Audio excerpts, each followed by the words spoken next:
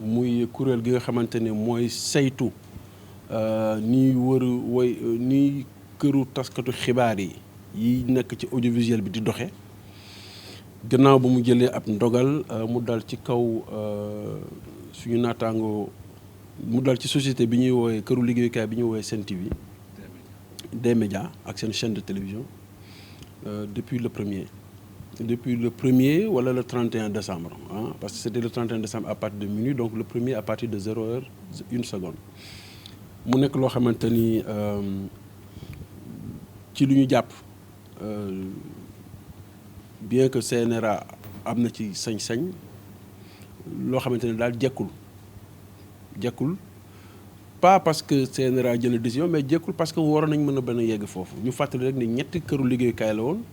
ñu jox leen benn ndànkaafu ñaar ñi nangu ko jëfe keneen ki bañ koo jëfe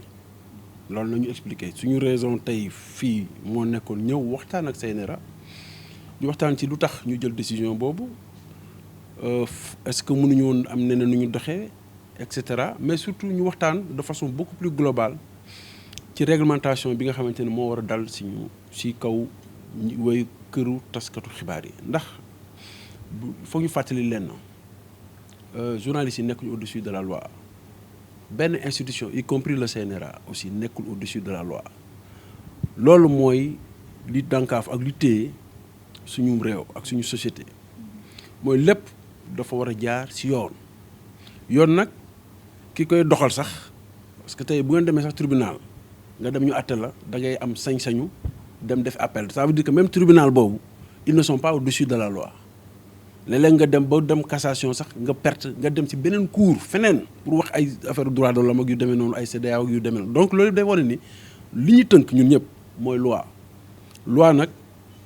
dafa am nuñ koy doxalee je pense que am na fu ñuy toll bu fekkee ni am na ay kuréel yu jël ay ndogal jëmale ko ci yow sukkandiku ci yoon ci loi bu fekkee ni d'accord am na ay buntu yoon yoo war a mën a jëfandikoo ba ñu xool ba situation benn yi bañ am ndax situation benn yi bu mu amee tamit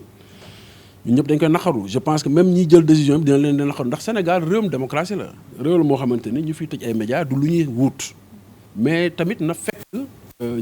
ku nekk na nga doxal say mbir teg ko ci yoon metti nañu trop jébal nañu CNRA suñu mbébét ak suñu bëgg-bëgg jëm ci ne gannaaw décision bi appliqué nañ ko ba noppi bon bien que des na ay fan bu fekkee ni objectif bi ñu ci doon ut mooy nekkoon pédagogiquement mu doon ak njàngale ci ñëpp ñu ñaan leen ñu teggi ko bu fekkee ni mën na nekk. wax nga sax ni ki mbetteel la ci yow chaîne boobu sax daal di mettre en chômage technique. waaw loolu mooy fi ma bëggoon ñëwaat du loolu c'est pas bon je sais que journaliste les trains qui n'arrivent à l'heure moo ko intéressé qui n'arrivent pas à l'heure moo ko intéressé mais c'est pas le point focal. le point essentiel de mon adresse dama bëgg rek ñuy dalal xel yi parce que boo nekkee njiit nekk kilifa aussi dafa am doxalin boo war a am bi décision bi wàccee ñun mënoon nañu wax sax ni suñu yoon nekku si ndax ñun ña fay liggéeyee ñoo ñu ñor ci yoon en premier bien que nag secteur bi ni muy doxee également daf ñu incombé ndax dañ ne défense des intérêts matériels et moraux donc côté moral bi mooy liberté de presse liberté d'opinion tout ça principe yooyu yëpp ñun dañu war a xeex pour muy taxaw du dëgg mais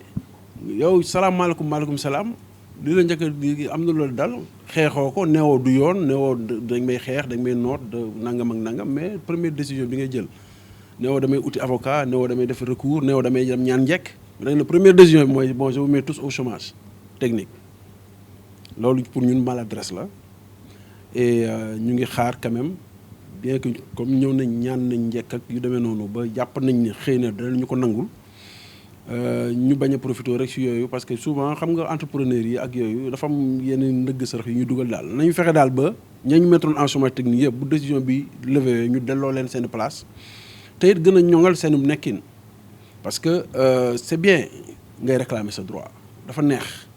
nga taxaw ne lii maa ko moom jox leen ma ko mais ce devoir tamit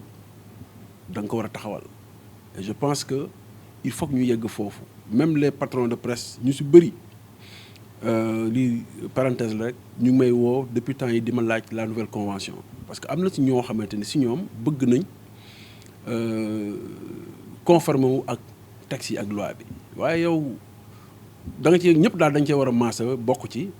bu ko defee li ñu boole muy média ak rôle bi muy joué ci société ak doole ji mu am ci démocratie ñu mën ko ñun ñëpp téyandoo suñu loxo ba mënu voilà remplir suñu mission incha allah.